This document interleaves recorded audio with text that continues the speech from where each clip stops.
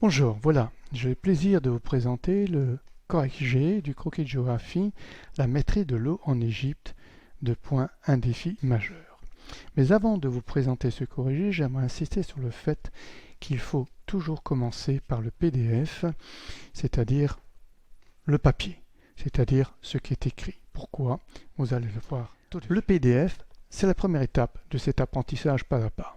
Pourquoi? Parce que au-delà du plan, bien sûr, qui était décrit, qui était donné, vous avez un questionnement qui vous permet d'avancer au fur et à mesure. Mais en plus de ce questionnement que vous trouvez dans tous les manuels, vous avez une aide très précise. Prenons par exemple le point numéro 2. On vous dit en dehors du Nil, l'Égypte, vous le savez depuis la classe de 6e, est un vaste désert, etc. etc. Eh bien, on vous demande de dessiner quelque chose, le désert. Comment dessiner rapidement sur ce schéma, le désert, schéma qui va vous permettre de construire plus tard un croquis? Eh bien, vous avez ici des consignes. Vous prenez le cartoflash prof SDV Égypte, étape 1, cliquez sur le bouton couche, le 2, Égypte antique, et vous verrez apparaître la zone désertique. Désertique, vous pouvez aussi voir à travers, bien sûr, les densités. Alors, on va voir. Alors, avec ce cartoflash qui est disponible gratuitement aussi sur le site, vous le connaissez si vous l'avez déjà utilisé, vous pouvez produire la carte des densités population 2019. Vous voyez bien déjà la zone désertique. Mais on vous demande en plus, pour être très sûr, de cliquer sur les zones couches ici et de prendre l'Égypte antique. Voilà. On revient en arrière, on a l'Égypte antique. Avec cette carte qui a été reproduite, bien sûr, vous avez la source qui se trouve ici, pour avoir de soucis. Vous avez bien toute la zone désertique qui est bien reprécisée, puisqu'on a la carte de population, densité population 2019 ici. On a bien tout le désert qui est ici. Et on vous demande de ne pas dessiner justement les oasis. Eh bien voilà, une aide précise. Mais ce n'est pas tout. Effectivement, pour mieux comprendre, vous pouvez aussi cliquer sur ce lien-là, qui est un YouTube, qui vous permet de mieux comprendre, et même sur un visuel Google Maps. Eh bien, nous allons voir. Et voilà, la vidéo YouTube qui s'ouvre quand vous cliquez sur le lien. L'Égypte. Bien sûr, on ne va pas le voir en entier, vous pouvez le voir par vous. Mais comme dit précédemment, on peut aussi le voir directement sur Google Maps en cliquant sur ce lien. C'est ce que nous allons voir tout de suite. Et voilà ce que vous obtenez en cliquant sur le lien visuel Google Maps.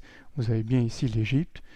On sait très bien que c'est le Nil ici et que tout ceci est une zone très désertique. Tous ceux qui voyagent virtuellement sur Google Maps connaissent bien sûr ces images. Mais là, vous l'avez immédiatement. Voilà pourquoi j'insiste sur le fait qu'il faille commencer d'abord par le PDF pour bien intégrer l'exercice et pour profiter pleinement de l'autocorrection du logiciel que je vous présente maintenant. Voilà, ce logiciel, comme tous les autres de la même série, est sur le même principe. On appuie sur la main ici pour continuer. Vous avez le fameux mini-graphe que je vous conseille pour faire des croquis et des schémas tout à fait valables, c'est-à-dire scientifiquement juste et propre et visuellement expressif. Vous pouvez l'obtenir sur le site. Vous avez la méthodologie globale, vous avez la problématique qui est bien expliquée ici, avec le plan qui se trouve ici, le plan de votre croquis. Et voilà enfin votre autocorrection. Alors vous avez ici la même question que celle du PDF, exactement identique. Pour y répondre, vous avez tous les figurés qui sont utilisables et utilisés pour ce croquis uniquement pour celui-là. Inutile de cliquer dessus, ça ne sert à rien. Et c'est uniquement un pense-bête. L'objectif, c'est pas de vous faire cliquer sur des figurés déjà disposés. L'objectif, justement, c'est de vous faire travailler vous-même, même si c'est une autocorrection, au moins que vous ayez appris quelque chose en travaillant. Donc à chaque question, il y a 4 possibilités de réponse. À cette question-là, vous le savez depuis votre classe de 6e, donc l'Égyptien au Nil, comment dessiner, représenter le Nil. 4 figurés possibles, ponctuels, linéaires, surface ou flèche. Alors, pour savoir ce que ça correspond exactement pour ceux qui doutent encore un peu, vous avez ici bien sûr ce fameux pense-bête. Figuré ponctuel, c'est ça. Figuré linéaire, c'est ça. Surface, c'est ça. Flèche, c'est ça. Donc le Nil, comment est-ce qu'on pourrait le dessiner? C'est pas si difficile que ça, il est déjà dessiné. Donc ici, on choisit un petit peu, ça ne sera que linéaire. Mais voyons voir Si on choisit autre chose, prenons surface par exemple. Ici, on prend surface, vous avez là un nom. Ce n'est pas un grand nom, c'est un petit nom. Le figuré de surface n'est pas le bon. Bon, figuré bien entendu. Et je vous explique pourquoi. Sur une carte, sur un croquis, un cours d'eau est représenté par une longue ligne. Comment pourriez-vous transformer cette ligne en surface? C'est impossible, sur un croquis bien sûr. Donc, tant que vous cliquez sur un mauvais bouton, vous aurez une explication pourquoi votre choix ne peut pas être retenu. Et quand vous cliquez sur le bon linéaire, il y a marqué c'est le bon choix, évidemment, et pourquoi c'est le bon choix, mais aussi comment dessiner ce bon choix.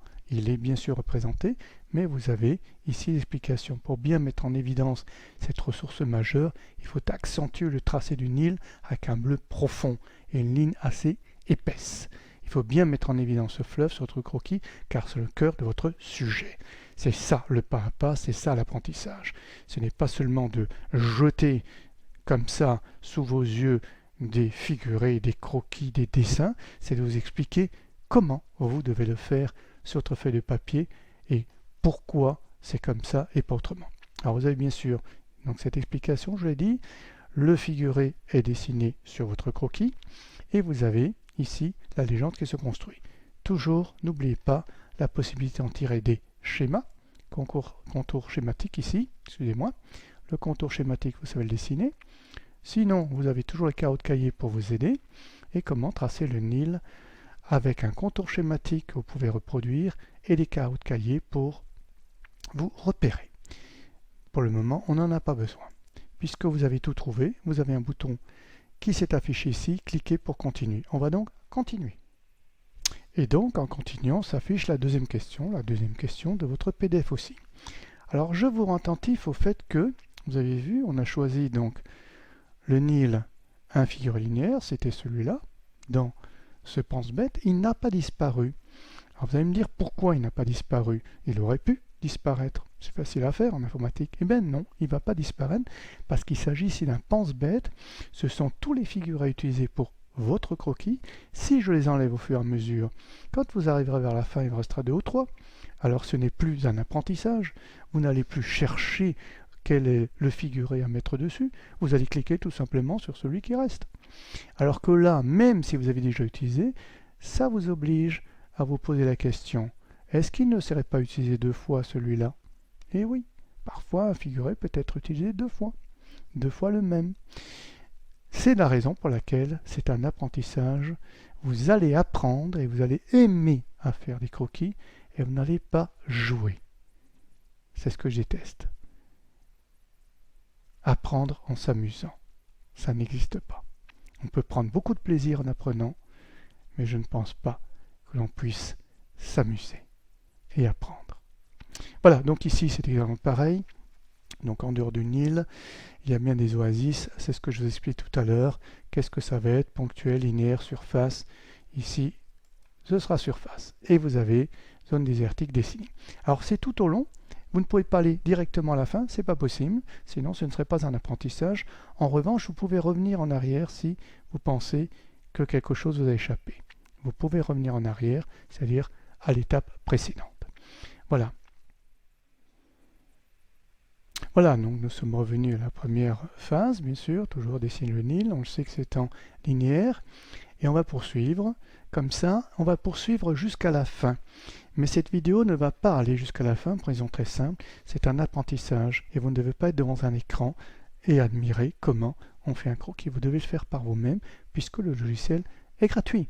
Alors, téléchargez-le et entraînez-vous. Et je vais vous montrer ce qu'on va trouver à la fin. Vraiment. Et voilà, j'ai donc bien avancé sans vous. Vous allez le faire vous aussi. Nous sommes déjà arrivés à cette étape où il s'agissait de dessiner les nouvelles zones d'agriculture irriguée dans les oasis, donc ici. Alors quand on est arrivé là, c'est toujours la même suite, bien sûr, c'est le bon choix ici, c'était bien trouvé. On clique pour continuer. On arrive aux villes, donc l'avant-dernier, donc ponctuel, je vous le dis tout de suite. On a les villes, voilà. Et on clique une dernière fois dessus et votre croquis est fini. Voilà, vous avez votre croquis qui se présente ici avec l'ensemble de la légende complète et vous pouvez toujours, et à n'importe quel moment, reprendre les carreaux de cahier pour voir, ou tout simplement les contours schématiques pour en prélever ici des éléments pour les incruster dans une composition, dissertation ou une étude document. Vous pouvez le faire très bien. Je vous remercie de votre attention.